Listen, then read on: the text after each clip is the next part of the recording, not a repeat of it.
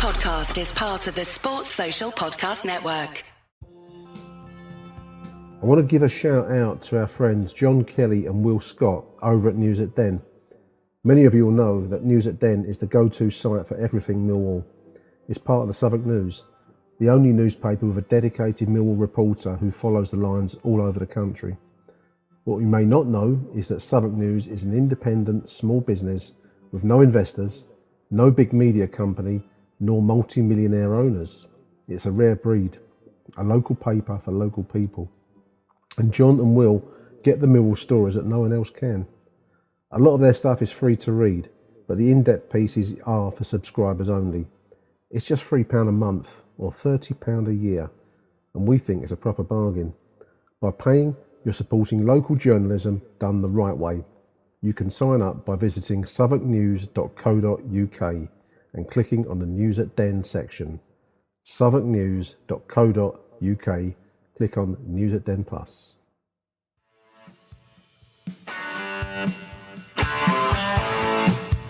You're listening to Achtung Millwall, broadcasting from the beautiful South Birmingham. Accept no substitute. Hello dear listeners, welcome to a new season of Achtung Millwall's Fixtures from the Past series, in which we try and look backwards ahead of each forthcoming fixture through the season. We try and find a fixture from the past, hopefully with a Millwall win, that we can inform, entertain and educate a little bit with across the 26, 27 season. I get my numbers mixed up there. My name is Nick Hart. Welcome to Achtung Millwall, dear listeners. Now I'm speaking to you ahead of the impending away trip to Norwich City. First game of the season, of course. And I've been having a look at the fixtures from the past to try and pick one out to review with you on your behalf. And I think it's fair to say, dear listeners, that we don't do very well at Norwich. Trips to Carrow Road invariably finish up with a Norwich win. And it's been a bit of a struggle to find many decent results for the Lions. The last win that I found for us going to Norwich was 1968, a 3-0 win in 1968. But I've not picked that one out. I've picked one further back still for your delectation today. I'm going to go all the way back to 1927, in actual fact, to the 15th of January 1927. Norwich City 0, Millwall 2 in the old 3rd Division South. Now, first things first, mentioned Carrow Road.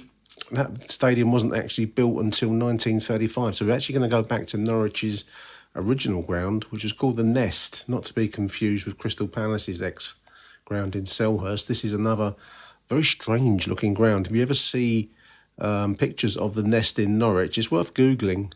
There are photos of it, and it's a very strange valley style setup. I say it was. It's now been rebuilt entirely. It ran from 1908 to 1935. And when you see pictures of the stadium as it was, spectators seemed to be almost clinging to a hillside. It very much had a sense of people teetering on the side of a very steeply banked valley-style ground. It held, apparently, 25,000. That must have been monster from the images that I've seen of it. And as I said, it opened in 1908, dug literally out of a quarry, apparently, in Norwich, and closed in the end due to FA safety concerns in 1935. Now, that would have been saying something, given what they would tolerate elsewhere in the football world. To have closed the ground on safety grounds was quite something back then. So, yeah, this game was played at the Nest. Millwall won it 2-0. Goals from Archie Gom and Richard Parker. I'll just run through the Millwall side for you that day. Goalkeeper Joe Lansdale. Then we have Jack Fort, Richard Hill, Alf Amos, Bert Collins, Len Graham, Walter Batiste, Archie Gom, goalscorer, Richard Parker, goalscorer, famous name Richard Parker, leading goalscorer back in the day, Phillips and Black. And I've got an actual report from the Sunday People, or the People, I think it was just called at the time. It varied in its name. Paper, 16th of January 1927, dear listeners, a late Millwall win. Norwich forwards ignore their chances, says the People. Norwich 0, Millwall 2. Although Millwall won at Norwich, they left 10,000 spectators wondering how they managed to put Huddersfield out of the cup. That's Millwall. We beat Huddersfield the week before in a famous giant-killing win. Huddersfield at that time were 3-time successive league champions, so this was quite a giant killing in the Millwall tradition the week before. But the Norwich public would have been left wondering how we did that, apparently, according to the Sunday People. It goes on, the 2 changes made in the side could not have made so much difference. Batiste being quite a useful winger, and Collins had Jackson under subjection.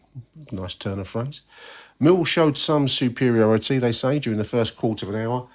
But with Norwich later showing improvement, they put up a great fight for the rest of the game. And it was not until after Martin had been reduced to almost a passenger and was moved from centre-half to outside left. Of course, no substitutions back then, kids. So if you got injured, you had to carry on as best you could, often playing way out of position. So this is the Norwich centre-half playing as an outside left on the wing. And that led to the Norwich defence being pierced. Millwall's 2 late goals were scored in the last 12 minutes. Dennington making a good attempt to stop the first from Richard Parker, and then Archie Gomes High, enabling him to head through from a corner. 5 minutes from the end, when Norwich settled down their half-backs, they upset the Millwall combination, and though Parker was clever and elusive, the left wing Black and Collins did most to keep the attack moving. This wing had fine support of Graham, Collins and Amos, who also worked hard. The Millwall forwards finished so badly that Dennington's chief work consisted of clearing corner kicks, although he made a few goal saves. I think they're very much a biased report here, dear listeners. Millwall was strong in the defence. Hillenthorpe covering Lansdale well. Norwich made 3 chances. And if their forwards had taken their chances, it says, the City would not have lost. Banks and Aitken, Norwich players, were best. Hannah and Campbell gave a fine show at the back, and the halves were tireless workers. So a good win for Millwall, basically, after a very good win in the FA Cup the week before. This was the 1926-27 season. This game, as we've said already, was played January the 15th. The 15th, excuse me.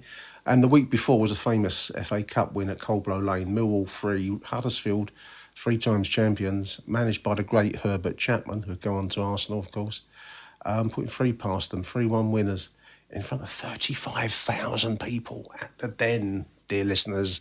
As I always say when I do these shows for any of the older school that remember the Den, can you imagine 35,000 people packed in there?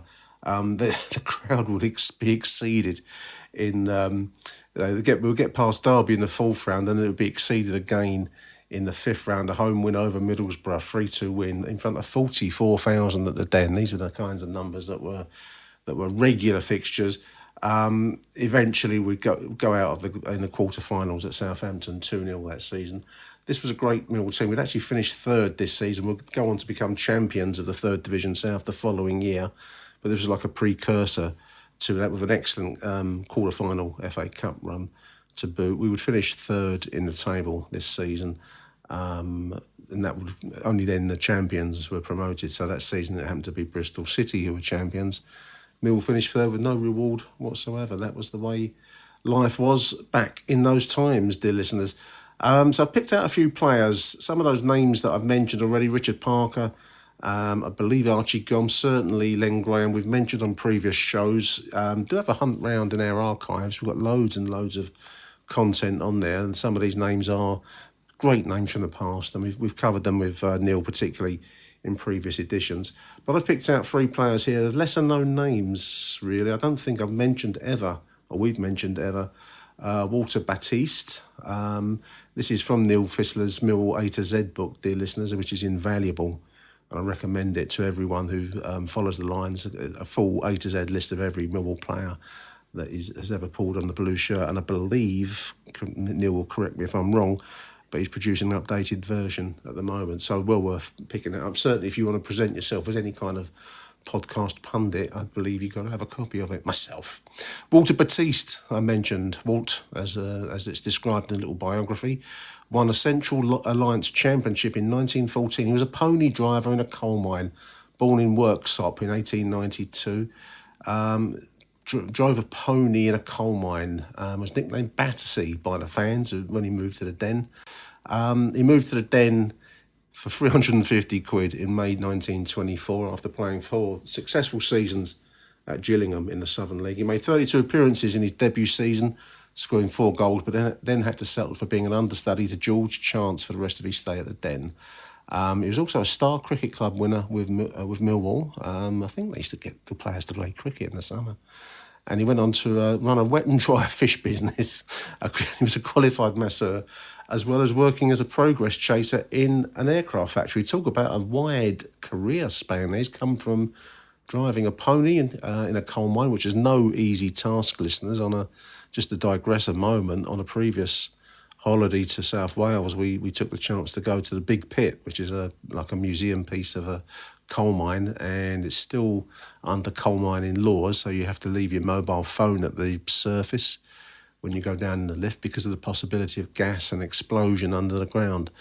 And it really gives you a sense of how hard a labour that was, coal mining. I know we talk a lot about reviving coal mining these days, but blimey, if you go down there, I'm not sure about it, to be quite honest with you. It looked like a hellish way of earning a crust. Anyway, so that's, Walter Batiste went from the coal mines to running his own wet and dry fish business, as well as a bit of masseurs, and working in an aircraft. I presume that to have been in wartime. His career covered such clubs as Shirebrook, the Sherwood Wanderers, Notts County, Worksop Town, Munton Colliery, Sheffield Wednesday, Grimsby, Gillingham, Millwall, we've mentioned, then on to Aylesford Paper Mills, and coached at Shorts FC.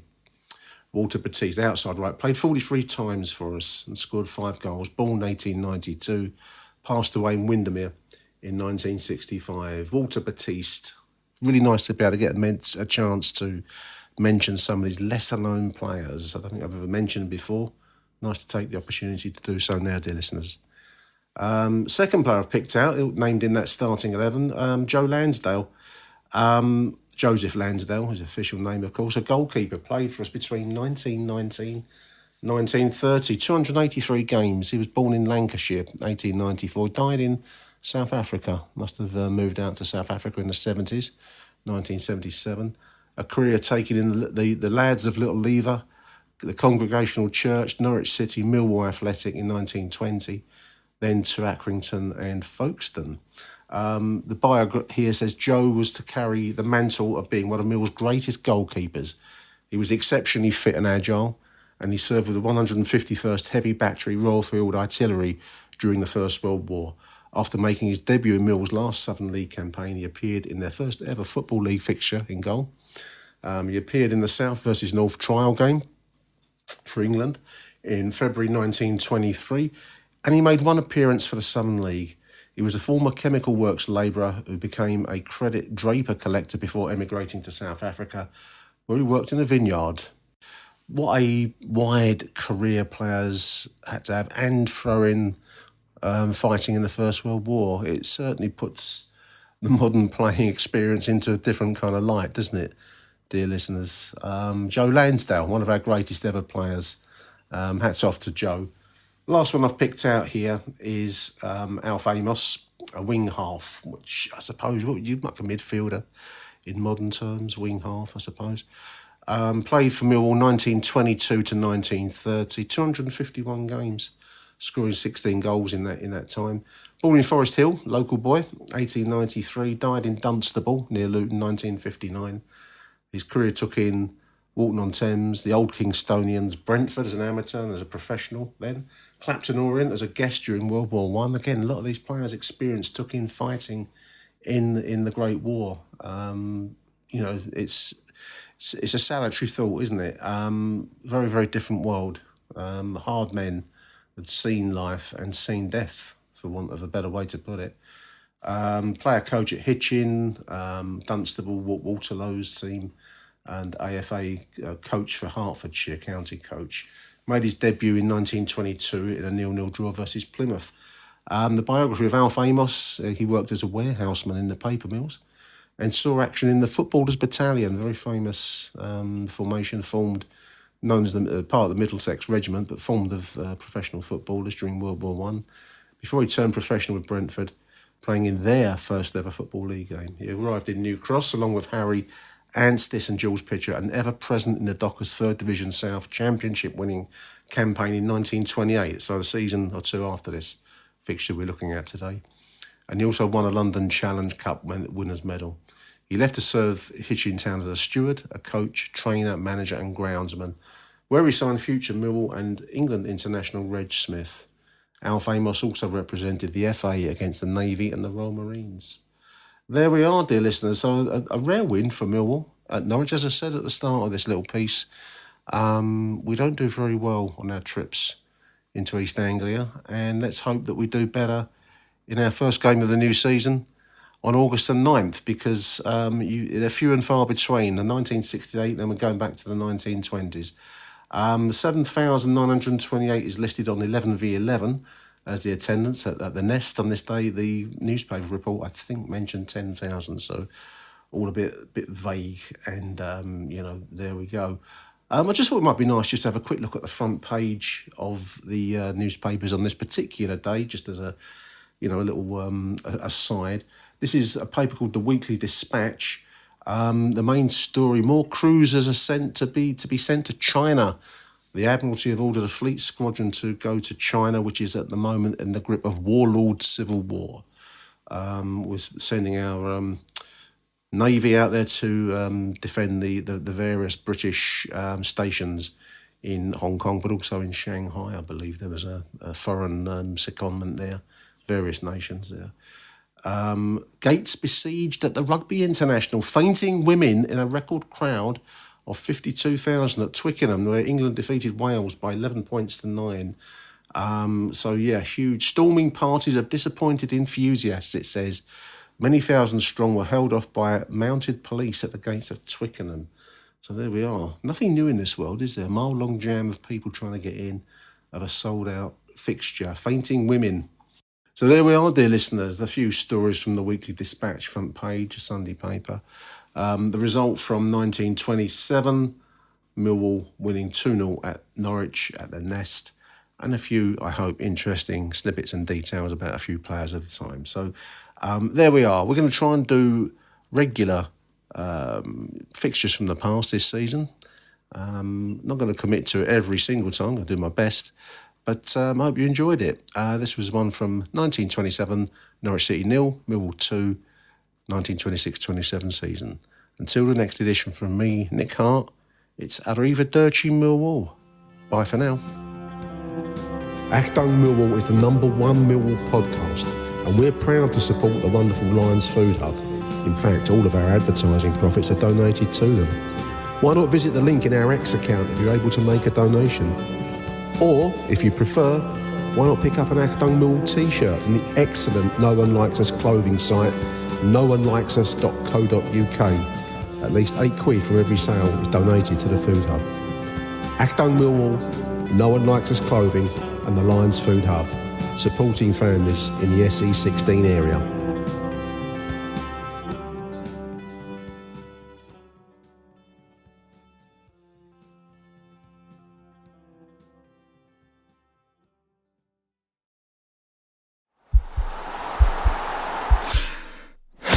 This podcast is part of the Sports Social Podcast Network.